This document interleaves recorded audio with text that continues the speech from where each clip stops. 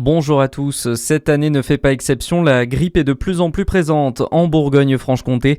La circulation augmente dans la région comme partout dans l'Hexagone. Santé publique France décrit une nette augmentation aux urgences et en ville, avec un pic attendu jusqu'au 4 janvier. Chez les plus jeunes, c'est la bronchiolite qui observe une hausse, plus 19% dans la région selon le dernier bilan publié le 24 décembre.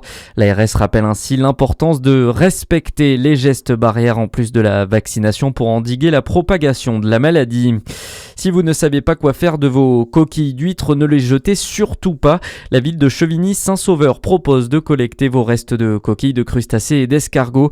Une opération qui avait rencontré un franc succès l'année dernière avec plus d'une tonne de déchets collectés.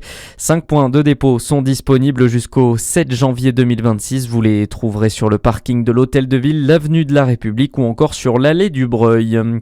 Du changement dans le réseau de bus dijonnais. À compter du 5 janvier, le F42 modifie son itinéraire et passera désormais par la rue Maxime Guillot. 2 arrêts seront donc supprimés, à savoir Bougeot et Collège Chapitre qui seront remplacés par Bazin et Thibault. À noter que l'arrêt Chenauve-Centre est également déplacé face à la mairie. À la une ce vendredi, la famille de Laurent Vinatier espère qu'il pourra être libéré pendant les fêtes de fin d'année.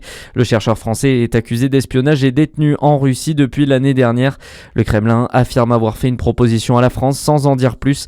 L'Élysée de son côté a assuré dans la soirée qu'Emmanuel Macron est pleinement mobilisé pour obtenir sa libération le plus rapidement possible. De 22 à 43% de droits de douane, cette fois ce ne sont pas les États-Unis mais bien la Chine qui taxe les produits laitiers européens.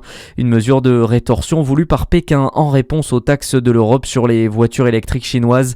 Pour Ludovic Blin, premier vice-président de la Fédération nationale des producteurs de lait en France, la situation est inadmissible. Il attend une protection européenne. On exporte à peu près 45 000 tonnes de crème et 6 000 tonnes de fromage. Cette crème-là, si elle part pas en Chine, alors soit il faut collecter moins de lait, ou soit, évidemment, ça va engorger le marché qui est déjà tendu tout de suite. Donc nous, ce qu'on souhaite, c'est que les flux restent maintenus à l'export, mais que l'Europe trouve une compensation à hauteur des droits de douane supplémentaires que la Chine a mis. Et la crème par exemple est déjà frappée d'une taxation de 15% en Chine et sera donc vendue plus cher.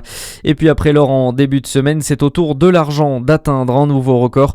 Pour la première fois, l'argent a dépassé ce vendredi le seuil des $75 l'once, conséquence du conflit entre les États-Unis et le Venezuela qui incite les investisseurs à se tourner vers d'autres valeurs. À suivre votre météo sur Fréquence Plus.